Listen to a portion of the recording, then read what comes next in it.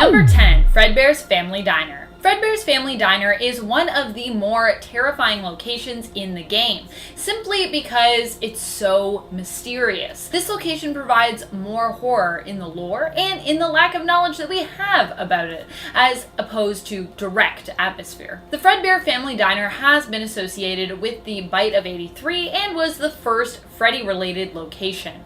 Its animatronic stars, Fredbear and Spring Bonnie, would go on to inspire the animatronics that we saw in the original game, Golden Freddy as well as Freddy Fazbear and Bonnie. In the FNAF book, The Silver Eyes, this location is involved in the kidnapping of a child. Charlie, or Charlotte, one of the founders of the restaurant Henry's daughter, finds herself kidnapped by William Afton in the book, while he's disguised as Spring Bonnie. Eventually, Afton would also be responsible for Charlie's death. Number 9, Circus Baby's Pizza World. Circus Baby's Pizza World was closed before it even had its grand opening, and is referred to in the game's sister location. It was the restaurant created by William Afton after Fredbear's Family Diner closed, or one of the restaurants. Circus Baby was its lead animatronic, joined by her friends and animatronic bandmates, Ballora, Funtime Freddy, and Funtime Foxy. This location is likely where Elizabeth Afton snuck off to play with Circus Baby alone,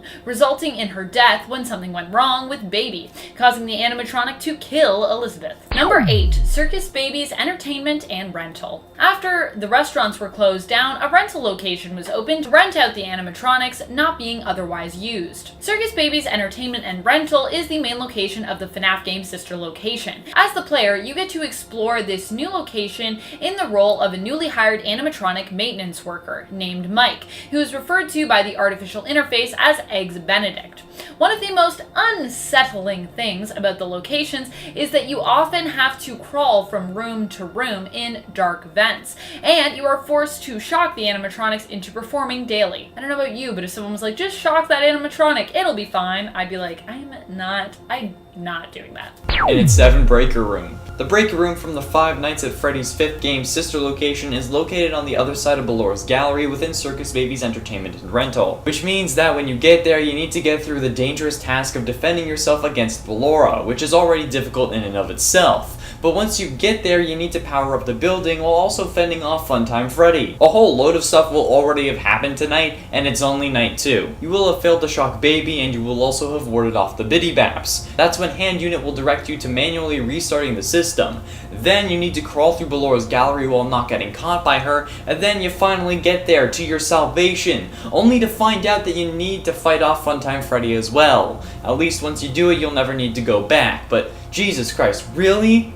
On night 2? Number 6, Fazbear's Fright. This is the location of FNAF 3. Fazbear's Fright was actually a horror attraction, similar to a haunted house, intended to be an exact replica of Freddy Fazbear's Pizza. The horrific rumors surrounding the restaurant franchise provided the allure for people to visit and hopefully, get a little spooked. That's what we do at horror attractions. This location even managed to get their hands on an animatronic, which you later discover is Springtrap. After surviving the 6th night in the game, you discover that Fazbear's Fright has burned down. In sister location, the burned Fazbear's Fright appears in an unlockable cutscene as well, which reveals that Springtrap actually still roams its charred halls. Number 5, the back alley, FNAF 6. While we never actually get to properly explore the back alley that appears in Pizzeria Simulator, it is the source of all the damaged and disturbing looking animatronics that we can salvage, and any glimpses we do get of it are terrifying. It's definitely not a place you'd want to wander into alone at night. Unless of course you really need to salvage some animatronics for a quick buck, I suppose. We also get another peek at what appears to be the back alley in the FNAF book, The Freddy Files, where we see Scrap Baby's silhouette standing in what seems to be the dim light of that alley. And yikes, that picture itself feels like something out of a nightmare. Number 4, Vents. The vents are a location used in multiple different facilities throughout the different FNAF games. Whether you are crawling through them yourself or just monitoring them from afar to make sure no animatronics are in there, the vents are frightening. Now, animatronics typically crawl through them to sneak up on you, surprise you, and, well, ultimately kill you, which is why I don't like them. Sometimes it's too dark in those vents, and I'm like, you can't see what's coming. gotta really listen. And at number 3, Fall Fest 83. The DLC also takes place during a fall festival creatively named Fall Fest 83, presumably because it's 1983. The festival could also relate back to the Spook Fest referenced in the posters from FNAF 6's Alley, since those same posters can appear in the Victory Bar, frustrating the hell out of you because it means that there aren't 3 clowns. However, the fact that this whole DLC surrounds this festival really shows why this is number 3. The only reason we need to find the plush babies in the Plushkin Patch is because of the festival. The only reason the hallway exists or the corn maze exists is because of the festival. And the fact that the only reason I have to get tortured again is because of the damn festival makes it one of the scariest locations or events in the entire goddamn series. You notice I haven't played FNAF VR in a while? Number 2, The Office. Once again, we are going back to where it all started. There have been many offices since, of course, but the office from the first Five Nights at Freddy's is, well, it's where it all started. This office isn't just terrifying because of the creepy Freddy posters, the creepy cameras you can monitor from within, or because of what might be lurking just outside the hallway. It's terrifying because you can't leave it. The first game and what the office represents in it is the interesting and frightening take on survival horror that Scott Cawthon gave us with this game. A survival horror where you can't fight or run, you can't get away, and where you can't completely barricade yourself in a room even. He made just sitting alone in an office a terrifying experience. But what could be more frightening than The Office? Number 1, the scooping room. As if the first time that you arrive at this location isn't terrifying enough, Sister Location found a way to elevate the horror of this location further when it took you right into the heart of the scooping room, placing you in the machine's clutches itself when you were guided to it by Circus Baby during the true ending of Sister Location. The room is frightening not just because of the darkness and ambiance, but because of what happens here. The character you play as, Eggs Benedict, aka Mike, is killed by the scooping machine, with his guts being scooped out as though he were an animatronic himself, which of course, he will sort of become one. Granted, he weirdly enough goes on to survive. Well, like he dies, but then he comes back. It's a little confusing. But just the horror behind the idea of having your insides scooped out is enough to take this location to the number 1 spot of our list. I definitely would not want to go to the scooping room. Whether it be inside a suit myself where I have to tighten all those screws, or whether it be where I have my inside scooped out and have an endoskeleton put in me. Either way, does not sound fun. Number 10, dining area. While the whole Freddy's location itself in FNAF 1 is pretty terrifying, it's the atmosphere created by the smaller rooms that help to give the entire restaurant a really eerie and creepy feel. One such location is the dining area. The fully dressed party tables in the completely desolate location are already enough to make a chill creep down your spine. There is something about the currently abandoned dark restaurant which you would normally affiliate with the bright smiles and laughter of children that cuts to the bone. It feels ominous, and while you watch from the safety of your security camera, like you definitely shouldn't be at this place after hours, even though you should, because it's your job. This room gives you that feeling that someone is creeping up behind you when you gaze at it, reminding you that although you appear alone, you're most certainly not alone in this place. Number 9, the closet, FNAF 4. In FNAF 4, you had to run around and monitor different locations in your bedroom to avoid getting scared and gobbled up by the Nightmare Fredbear. One of the locations within your room that you have kept an eye on is the closet. Why is this so terrifying? Well, I feel like many children have that natural fear of what could be lurking inside their closet. And I'm an adult now, and yet I still sometimes get that fear. Especially as your closet in the game, like mine currently in my room, is on the opposite wall from your bed, close to the foot of your bed. Not even talking about the fact that there actually could be monsters in this closet. In fact, there likely is. There is just something about a closet being near where my feet are when I sleep that is unsettling. Because you know those monsters are going to drag you by your feet into that closet and probably murder you, right? If they emerge while you slumber. That's just how it goes with closet monsters. Number 8. Backstage. With all the heads on shelves, who wouldn't be terrified by the backstage location in FNAF 1? Your first playthrough, knowing this is a horror game about animatronics who come to life, will likely make you view this whole setup in complete horror. This is, after all, where the animatronics start out in FNAF 1 before starting to roam around and trying to get into the office so they can kill you. They also have a tendency to get up real close to the camera sometimes in this location, which, as you maybe quickly flip through all the security cams, can catch you off guard and give you a bit of a scare. Number 7. Freddy Fazbear's Pizza. So obviously there has likely been more than one location with this name, and it's been alluded to that there have been multiple that have opened and closed their doors. But for the purpose of this list, I would like to focus on the location that we first work in FNAF 1. The very first Freddy's that we as the players get to experience. This location is the most iconic, simple, and was the first one to start us off on this wacky FNAF roller coaster. It is the location that originally struck fear into gamers' hearts, and its success is what helped the franchise to expand and grow. Freddy Fazbear's has multiple areas for you to monitor from the safety of your office. Safety. There's no safety in that game. This location is actually revealed to be shutting down later in the year due to not being able to attract a new buyer and a lack of revenue.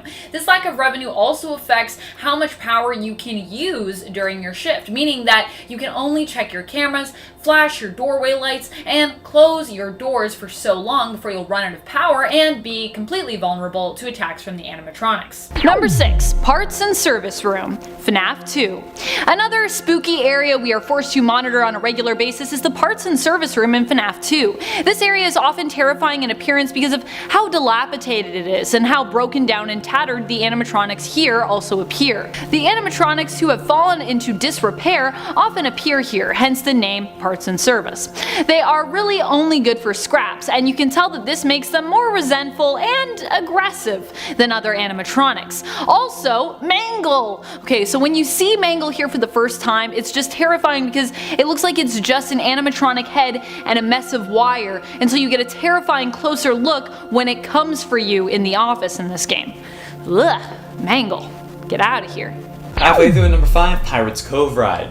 While this ride is definitely the most relaxed out of the FNAF VR minigames, however, if you accidentally hit one of the helpy signs and then don't notice or can't change it back before you continue on, you end up going to a secret section that, while it gives you more points, you have the possibility of getting killed, like any good Walt Disney ride. Like having to hit a button regularly until Bonnie goes away, or having the animatronics put right next to you and making you need to close the door quickly before they can get to you. It's terrible and horrifying and just not fun, okay? All I want to do is shoot my balls at targets because I can't go to any theme parks to play their shooting games. So can I just do this without the potential of dying, please? Oh, and if you don't get enough points, you get killed. Rude. Number 4. Pirate Cove. Pirate Cove, of course, is just terrifying because of everyone's favorite and frightening animatronic, Foxy. If it's your first time playing FNAF 1 as well, and you haven't watched any videos of it being played, it's likely going to be an even more terrifying location for you if you don't give Foxy the respect he deserves and actually monitor the location properly. When Foxy starts to peek out from behind that curtain, you're likely going to be frightened, and when he comes sprinting out at you that first time, if you're caught unawares, you're going to be more than frightened, you'll be terrified. Number 3. Bedroom. The bedroom is one of the main locations in FNAF 4, where you as a child hide from the nightmarish versions of the animatronics who are tormenting you, stalking around your home and trying to catch you, and probably kill you. The bedroom is large and dark, and you only have a flashlight to protect you. It's kind of like the original game's office, except in this version you are a child armed with just a flashlight to protect you and no monitors to really see what exactly is coming at you. You are forced to run from location to location in the bedroom to shine your flashlight and check for animatronic monsters as you attempt to survive the night until 6 a.m. in the morning, when you will be safe for the entire day. Until it's night again, and then you do it all again. That's how these games go. Number 2, the Scooping Room, FNAF 5. I said scooping really weird there. Scooping Room. It's an exciting word to say. One of the most terrifying places in the game is the Scooping Room, which is one of the areas in Circus Baby's entertainment and rental featured in FNAF 5, sister location. The Scooping Room isn't just terrifying because it's where you are killed. and get scooped. Though of course, there is also that. It's also just frightening enough when you wake up there the first time, hearing other animatronics be scooped and finding out that Circus Baby has basically kidnapped you and hidden you in an animatronic spring-lock suit.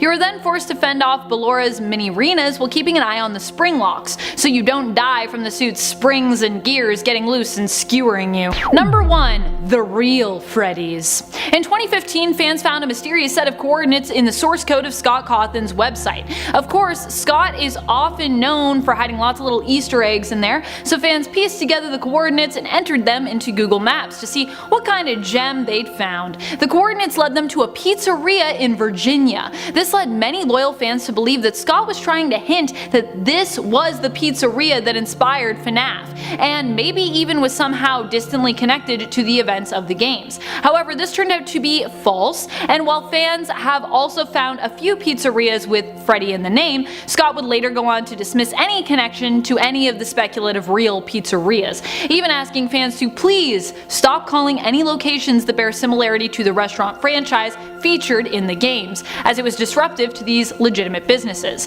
Still, although this proved to be just a fluke, wouldn't it be scary and cool if there was a real, potentially haunted or dilapidated pizzeria that inspired the games? If there were, that would likely be the most terrifying FNAF location of all, because it would be real.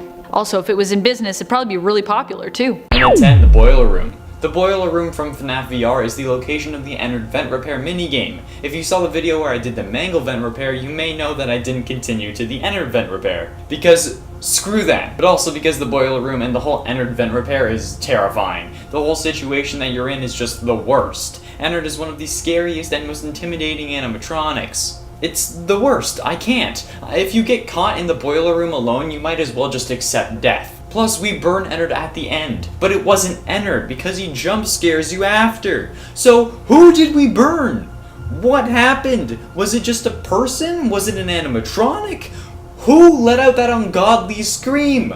I don't know, and it scares me. Number 9. Plush Baby's Room. I've avoided all the Plush Baby minigames in FNAF VR because, well, I hate them. The plush babies are like the little kids your mom tells you to play with at family reunions that just end up using you like a jungle gym. Or that kid that runs out of the house when you want to talk to your friend and their parents do nothing because they're just a bunch of human garbage. So you have to chase him all the way down the street and carry him back home while he is biting you and punching and kicking you. And instead of getting a thank you for saving my son's life for the 4th time, you get a Jordan sleeping and a door closed on your face. That was probably a little specific to sound like a generalization, huh? Yeah, that's a story for another day, but basically that's the story. Either way, I hate the plush babies and actively refuse to play them until I ultimately will have to. The room is terrifying, and when it's full of plushies in blacklight mode, it makes it even worse because all plush babies look the same aside from a colored shirt.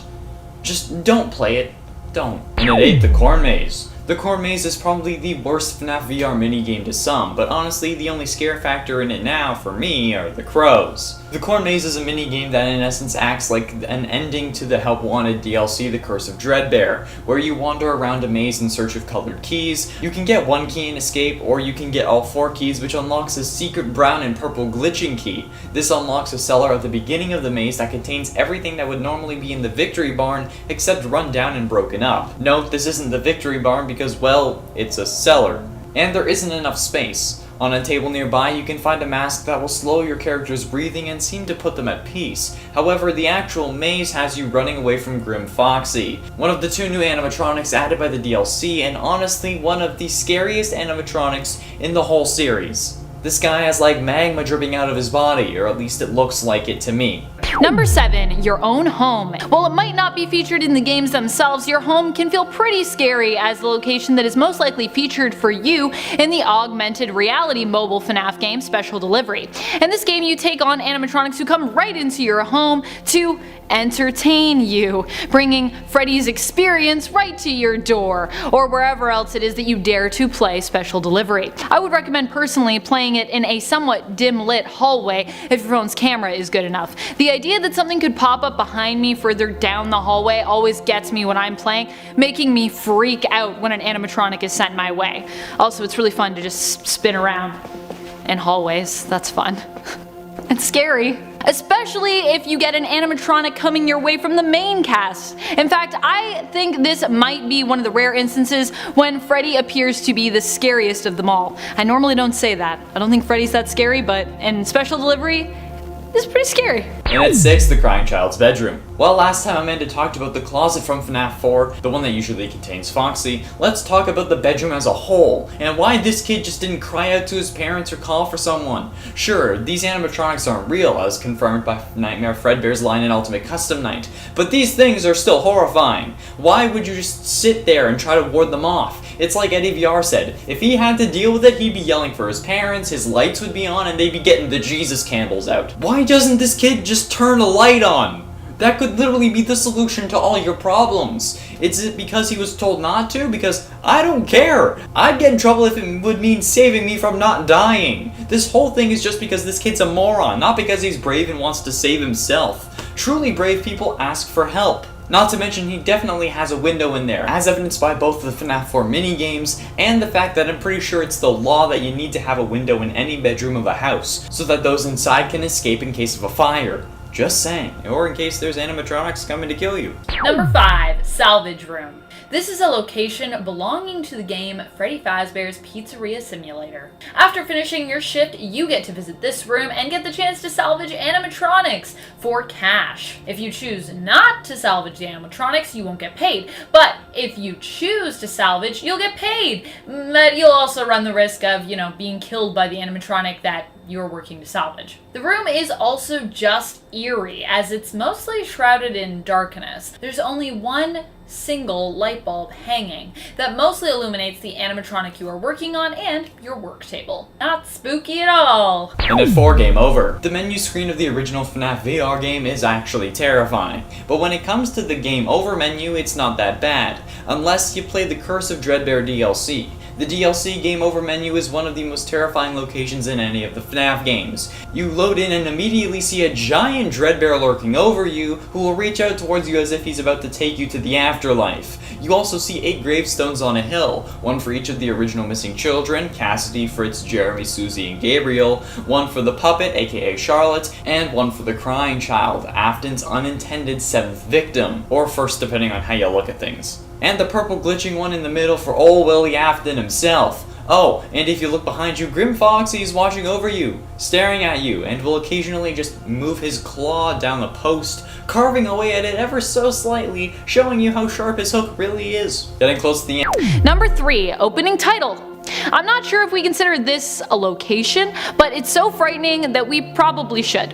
In FNAF 7, the VR game Help Wanted, the opening title is just eerie. Now, nothing can happen to you here, you can't get jump scared, but because it's VR and you can turn around feeling like you're actually in a Freddy's location yourself, while giant animatronics loom over the title looking down at you, it's pretty unsettling. The fact that the animatronics' eyes and heads seem to follow your movements, and how real-like in 3D everything looks, makes this one of the most terrifying opening title settings yet for the FNAF franchise. Potentially one of the most opening titles of all time. But ultimately, in at number 2, the Pizza Party.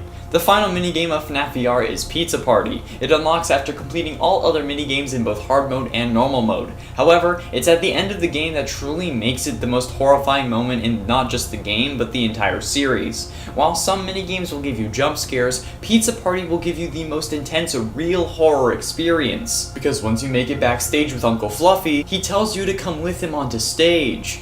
You stand in the back room surrounded by broken animatronics representing the other victims, Tape Girl and Jeremy, and Pizza and Cake, but somehow you still follow, and what joins you is getting stuffed into Freddy as indicated by the microphone in our hand, and the announcer introducing us as if we had hit the Showtime button. It's one of the darkest moments because it's real. It happened to us. We've been hearing about kids getting stuffed this whole time, but now we've experienced it. It's happened right in front of our faces. To us. So I guess using our faces. So now we know how it feels, and that's pretty messed up, actually. Jeez. Finally, and at number 1, Freddy Fazbear's Pizza. Everyone has been making jokes about Scott opening a real-life Freddy Fazbear since Chuck E. Cheese's closing. Also, rip my childhood, okay, the end of an era. But until a few days ago, this was all just jokes, for the most part. Until MatPat released his latest theory on FNAF and started it off with a proposition for Scott Cawthon. He said that with their expertise, they could reasonably turn a Chuck E. Cheese restaurant into a Freddy Fazbear themed joint, and could even make a YouTube Red series about it to help them paying for such an endeavor. While that does sound amazing, I don't think they'll actually do it, but imagine if they did. Imagine if Matt, Pat, and Scott joined forces and created a real-life Freddy Fazbear's Pizza. I think it would be safe to say that we would all be scared of going. But also, that it would be awesome. I could help too, if they needed any help, you know, if help was wanted. Notice me, senpai. Ooh. Oh, what am I doing? I just want MatPat to know who I am.